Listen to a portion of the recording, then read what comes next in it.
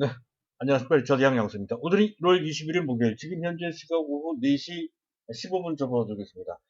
자, 오늘 증시. 네, 일단 미국 증시를 떼어놓고 얘기할 수가 없죠. 간밤에 미국 증시는 우리가 뭐 충분히 예상하고 기대한 바 있습니다. 자, 바이든 대통령의 취임 축하 랠리가 이제 나온다는 것이죠. 우리 기대, 예상에 충분히 충족할 만큼 탄력적으로 올라가면서, 자, 3대 지수 모두 사상 최고치를 갱신을 했습니다. 자, 여기에는 신임 재무장관 제닛 옐런의 효과까지 더해졌다는 것이죠. 이것을 토대로 해서, 자, 미국 증시는 상당히 오랫동안 지속될 새로운 랠리가 나온다는 관점을 이제 먼저 가질 필요가 있다는 것인데, 자, 문제는 이제 우리 증시 뭐 충분히 그에 연동할 것이고요. 따라서 오늘 코스피를 중심으로 해서 약 1.5% 정도 강세장은 마땅한 강세장이다. 이렇게 이제 볼 수가 있습니다.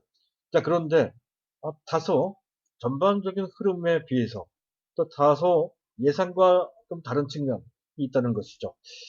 일단 지수 탄력성에 다소 좀 미흡한 측면도 좀 있다는 것인데, 무엇보다 이러한 미국을 중심으로 해서 현재 시장에 이렇게 올라간다라고 했을 때에는 외국인들의 그들의 스탠스가 좀 바뀐다는 것이죠. 원래는 다소 미온적이었던 외국인들이 보다 적극적으로 좀 매수하는 그런 모습을 보이면서 삼성전자 중심으로 해서 지수 탄력에 나와야 된다 하는 건데, 오늘은 그런 모습은 아니었죠. 막 장중 내내 삼성전자는 약세를 면치 못했고 막판에 약간 생색내는 정도 수준의 강보합 정도로 이제 마감이 됐다는 건데, 자, 그 모습은 삼성전자에 국한된 얘기가 아니죠. 시가총액 2위 종목은 SK 하이닉스소울했고요. 3위 LG화학 및 또 뭐, 현대차도 상대적으로 다른 현대차 그룹주들에 비해서 탄력이 좀 떨어지는 모습이 나왔습니다. 자, 그 모습은 약간 공통적이죠. 따라서 오늘의 상승은 정통적인 전통적인 기술 강세장에서 나오는 그런 모습과는 좀 다른 변종 강세장, 좀 나쁘게 표현하면 삐딱한 강세장이고요. 부드럽게 얘기를 하자면 좀 우회적인 강세장이라고 이제 할 수가 있겠습니다.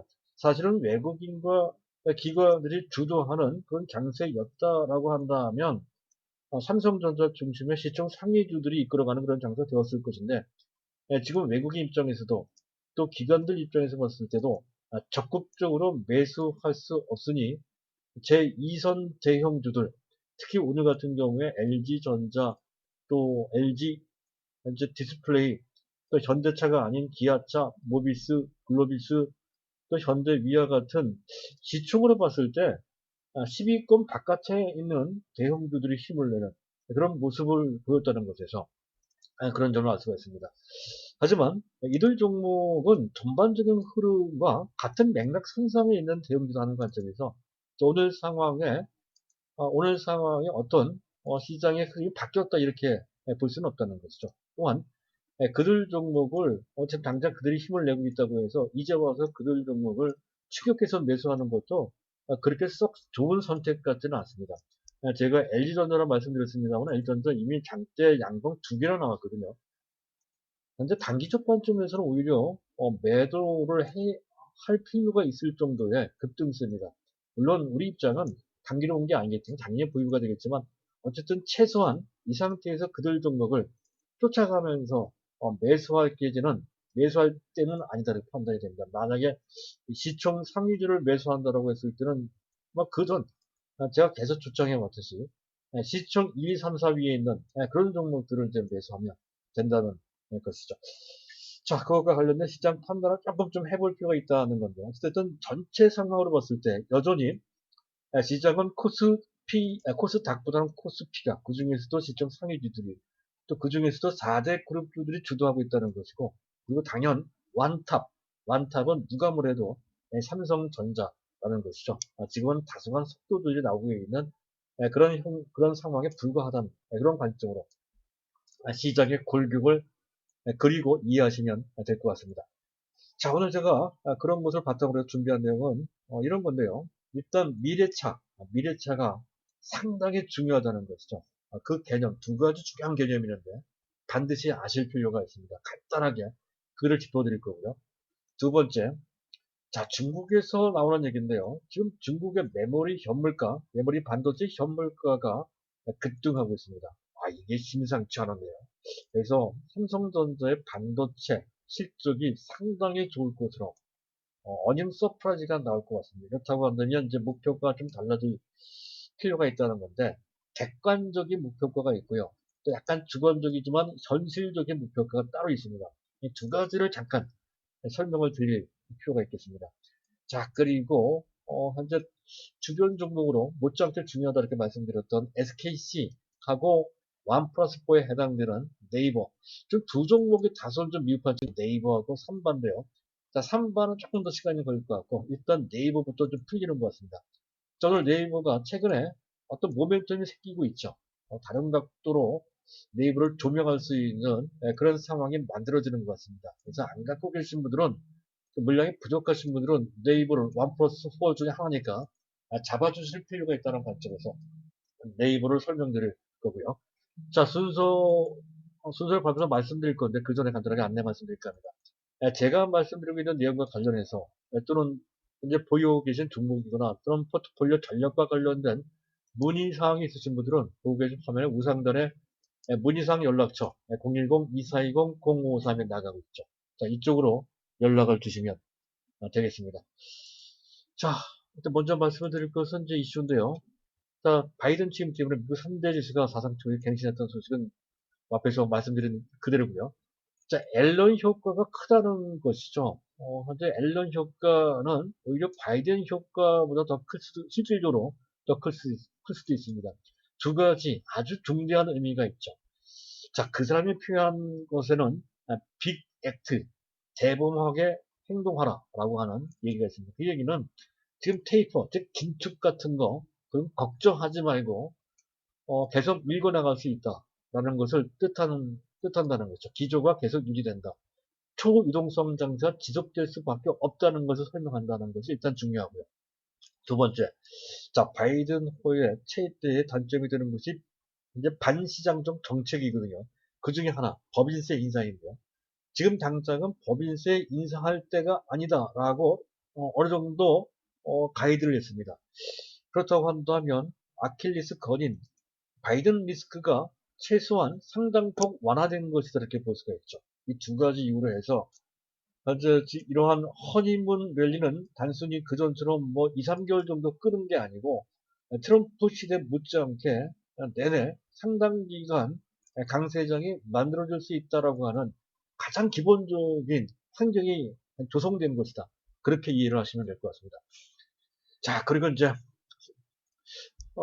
또 한 가지 중요한 것은 마이크로소프트 얘기인데요. 왜 미래차 얘기가 나옵니다. 미래차에 대한 미래차가 얼마나 중요한지 얼마나 급한지를 이제 알자는 얘기가 되겠습니다. 자, 마이크로소프트가 GM과 협력을 한다고 그래요. 그래서 자율주행 AD는 오토 드라이빙입니다. 그래서 자율주행에 대해 자율주행 기술을 개발하는 것을 협력한다는 얘기가 나오고 있습니다. 자, 그만큼 좀 자율주행 또는 현재 미래차 전체적으로 봤을 때 미래차죠. 이제 미래차가 빠른 속도로 현재 현실화되고 있다. 미래차 시대가 이제 빠른 속도로 현재 온다는 것이죠. 도래한다. 이런 관점이 일단 필요하고요. 여기에 세 가지 의미가 있는데 일단 미래차라고 하는 것은 에너지 혁명입니다. 전기차나 수소차나 다 에너지와 관련되어 있죠. 에너지라는 개념이 들어가 있고 신에너지입니다. 그리고 자율주행이라는 것은 AI, 인공지능이라는 개념이 들어가 있다는 것이죠. 따라서 우리가 초점을 좀 맞춰주는 종목에는 이런 종목들이 반드시 들어가 있어야 된다는 거죠.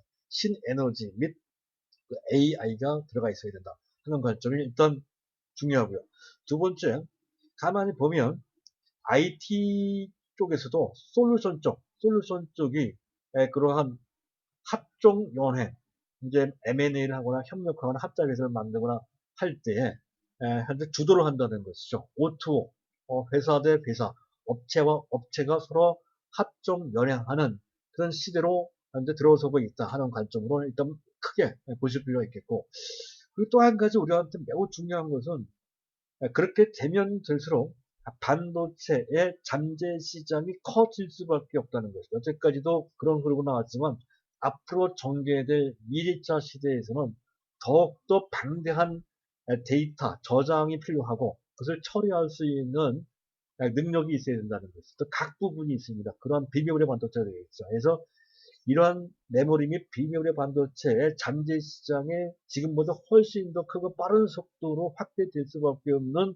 그런 환경이 만들어진다 하는 그 미래 비전까지를 봐야 된다는 거죠. 이렇게 세 가지 의미가 있다는 것에 대해 이해를 하셔야 되고요.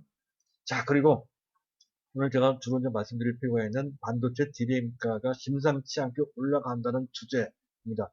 자, 중국에서의 현물가인데요. 한 달 사이에 23%나 급등을 했어요.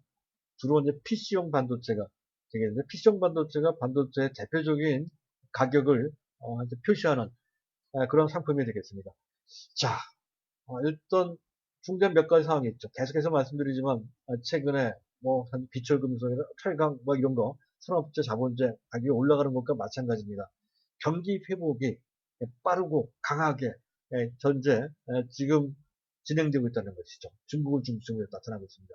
그에 따른 IT 수요가 는다는 것, 수요 기반 늘고 있다는 것과 그리고 대만에 있는 마이크론 테크놀로지 공장이 정전 사태, 특히 반도체는 정전 사태가 상당히 중요합니다. 상당한 공급에 차질이 생긴다는 것이죠.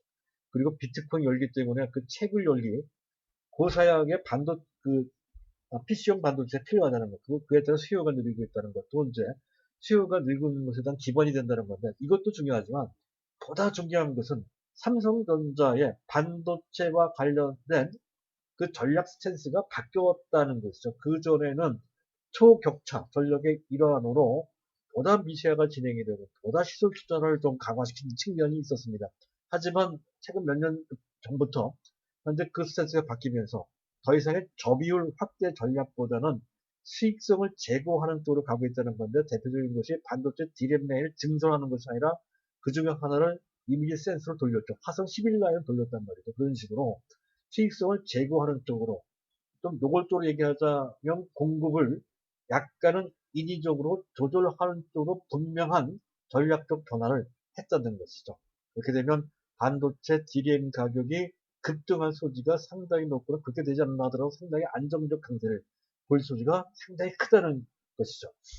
자, 그리고 이를 토대로 해서 어차피 반도체 빅사이클 온다 했으니 자, 금년에 반도체 현재 그 영업이익이 상당히 좋을 건데요. 그를 바탕으로 해서 본다면 작년까지는 비메모리 반도체 가장 대표적인 업체가 대만의 TSMC, 엔비디아 같은 그런 업체들이죠.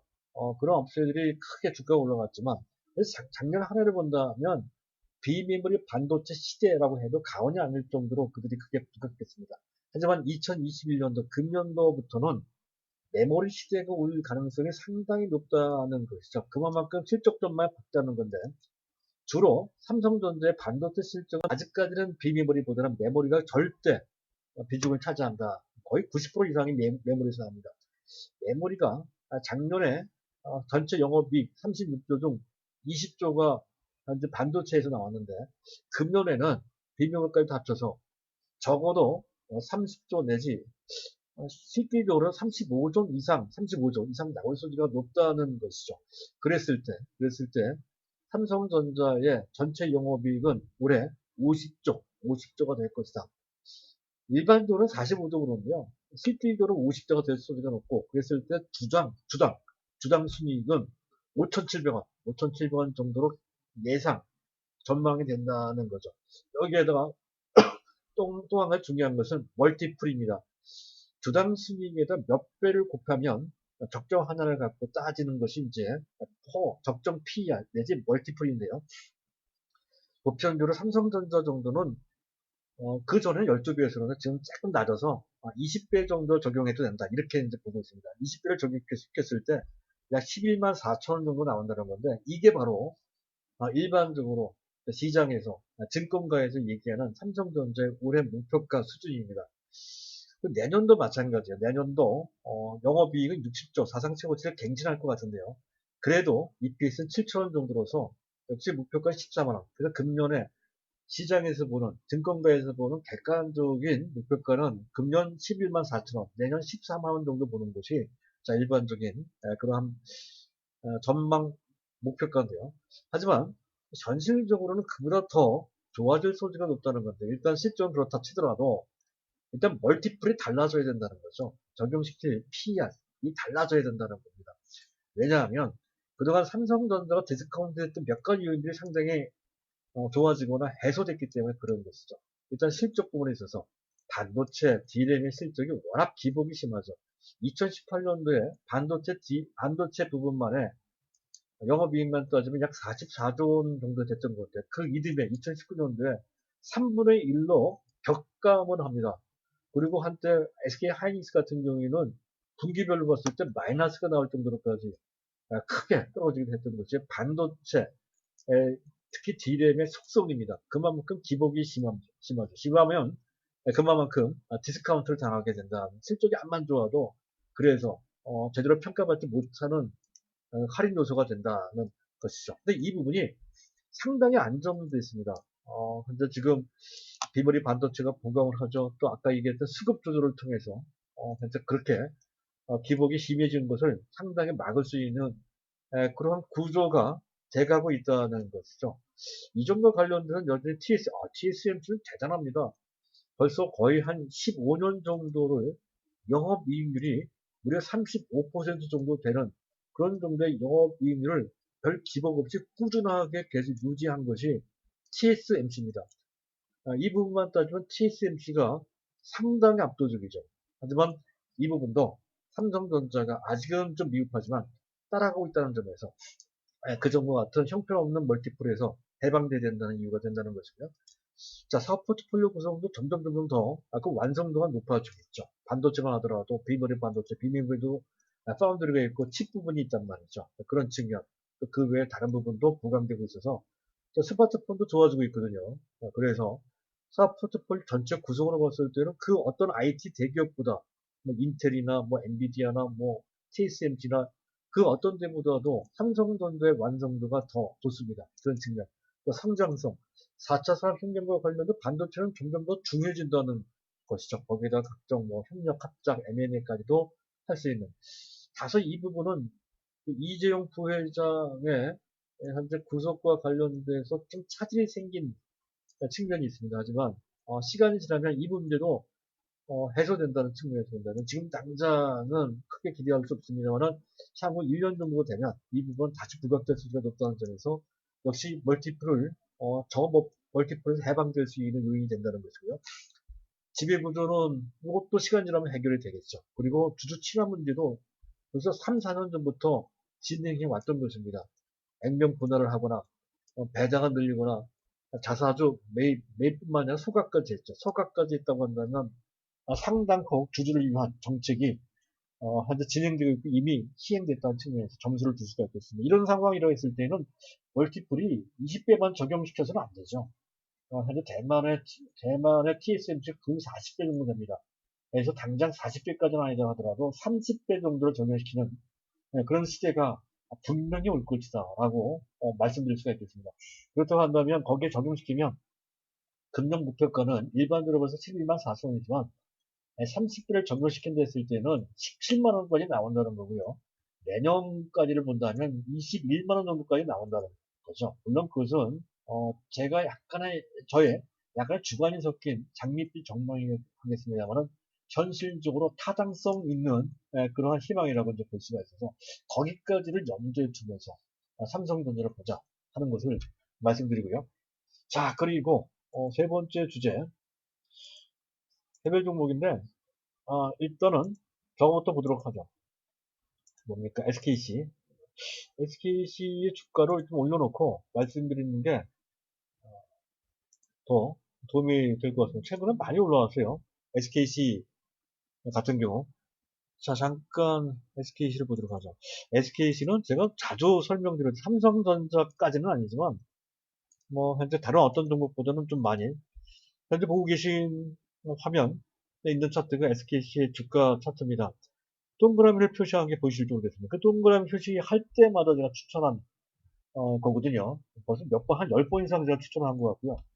다만 지난 8, 9월 달에 추천했을 때 그때 들어가신 분들은 상당히 어려웠던 것 같습니다. 그 들어가자마자 또 주가가 안 좋아서 그 당시에 들어갔던 분들은 약간 좀 물려 있었던 건데 하지만 최근에 급등하면서 그때 가격보다 훨씬 많이 올라갔죠. 그래서 그것을 지금 보증하고 남는 그런 결과가 나와서 다행인데요. 자, 어쨌든 SKC는 이런 개념으로 보시면 됩니다. 자주 언급을 해드렸습니다만 일단 주력 현재 POPG 이게 석유사업 산업재라고 보시면 됩니다. 이쪽 가격이 괜찮아요. 마진 스프레드라고 하죠. 프로필렌 글리콜 같은 프로필렌 옥사이드 같은 이쪽 부분은 SKC가 그 부분 독보적입니다. 어찌됐든 현재 그것과 관련된 기존 캐시카우 부분은 실적 기반은 튼실하다 하는 관점 보시면 되고 그리고 성장성이 있는 소재 부분 중에서 CMP는 연마제입니다. 연마제. 이쪽 부분도 반도체 전방산업이 워낙 좋으니까 당연히 좋을 수밖에 없다는 것이고요. 그리고 이제 핵심 자회사 넥실이 있습니다. 자, 지난 3분기 때 약간 실적이 안 좋았지만 4분기 때부터 실적이 조금씩 다시 좋아지기 시작했고 특히 금년에 엄청 좋아질 것으로 판단이 됩니다. 그리고 시장이 빠른 속도로 확대되는 만큼 지금 5공장뿐만 아니라 6공장 건립을 준비하고 있죠. 역량이 집중되고 있습니다. 최근 들어 SKC PI 또 SKC 바이론디 등 주요 사업 부분은 매각을 했단 말이죠. 상당히 중요한 업체들인데도 불구하고 매각했다는 얘기는 이쪽으로 특히 2차 전지 소재 쪽으로 그 역량을 집중한다는 얘기가 되죠. 그래서 SK가 전체 지금 밸류 체인, 서플라이 체인을 현재 그 완성도를 높이려고 SK그룹 전체 역량이 직결되고 있는 상황입니다. 그 중에 지금 2차 전지 완제품은 SK 이노베이션 만들겠지만 SK 지금 핵심이 되는 현재 그 부품 중에 하나 동박입니다. 동박은 SKC가 그 부분을 맡게 됨에 따라서 상당히 중요한 역할을 할 것으로 예상이 된다는 거죠. 그래서 똑같은 2차 전지 소재라 하더라도 다른 거 말고 SKC에 초점을 맞추자는 것이죠. 아까도 말씀드렸듯이 4대 그룹주에 속해야 된다는 것이죠. 이왕이면 4대 그룹주에 들어가 있는 것이 훨씬 더 바람직하다는 것 중에서 그래서 매수 관점으로 들어가기에는 다소 좀 부담이 좀 있는 측면이 좀 단기적으로 봤을 때 장기로 봤을 때는 그런 거 따질 필요가 없는 것이고요. 어쨌든 갖고 계신 분은 당연히 그대로 보유가 되겠습니다. 절대 팔지 마십시오. 자, 그리고 이제 마지막으로 뭡니까 그 네이버를 좀 봐야 된다는 건데 네이버에 대해서 자주 언급을 해드렸던 종목이죠. 자, 네이버가 조금씩 머리를 들고 있는 모습을 볼 수가 있습니다. 아직까지는 현재 지난 작년 9월에 최고가 34만 7천원이네요. 그것을 넘지는 못했지만 조만간 넘을 것으로 판단이 됩니다. 실적 추이는 전혀 나쁘지가 않죠. 오히려 더 좋습니다. 자, 그런데 주가가 탄력이 떨어졌던 것은 이제 비대면과 관련된 관심도가 떨어지면서 또 정부의 각종 규제와 관련돼서 다소 그랬던 측면이 좀 있었던 것 같습니다. 하지만 그 부분은 이미 3, 4개월 동안 현재 부정적인 측면, 아주 부정적인 것은 아닌데 시장 흐름에서 봤을 때 약간 소개되는 그런 흐름은 주가에 충분히 녹아져 있다. 반영됐다 이렇게 판단이 되고요. 자, 오늘 올라온 것은 두 가지 이슈입니다. 한 가지는 CU, 우리나라 굴지의 편의점 체인망이죠. CU와 O2O, 기업과 기업 간의 그 협력 체제를 O2O라고 합니다. O2O. 그 플랫폼을 공동 추진을 한다는 것. 지금 그 부분에 있어서 이렇게 기업과 기업과의 협력체제 내지 M&A를 하거나 하는 식으로 합자 회사를 만든다는 식으로 그렇게 연계하는 그 연계망 또는 저력 이런 파워 이런 것 등은 카카오보다 네이버가 훨씬 폭이 넓다는 것을 점수를 준다고 제가 말씀을 드린 적이 있었는데요. 어쨌든 그런 관점에서 현재 그 CU와 플랫폼 아마 인터넷 쇼핑과 관련돼서도 온라인 쇼핑과 관련돼서 현재 그렇게 연계를 하는 것 같아요. 상당히 의미가 있다 판단이 되고요. 그것보다 더 크게 현재 부각된 이슈는 북미 최대 웹소설, 웹툰이 아닌 만화가 아닌 소설입니다. 요새는 그 인터넷상으로 만화뿐만 아니라 지금 소설까지도 상당히 이용자 수가 급증한다고 그러죠. 책으로 보는 것보다 웹으로 보는 게 훨씬 더 좋은 모양입니다. 어쨌든 웹소설 시장이 급속도로 성장하고 있다는 건데 그 웹소설 플랫폼, 국내 최대 웹소설 플랫폼 와패드라는 데를 인수했습니다. 거의 6천억 달러 정도 주고 현재 인수를 했다고 6천억 원, 6천억 원 정도를 주고 인수를 했다고 그래요. 상대의 거액.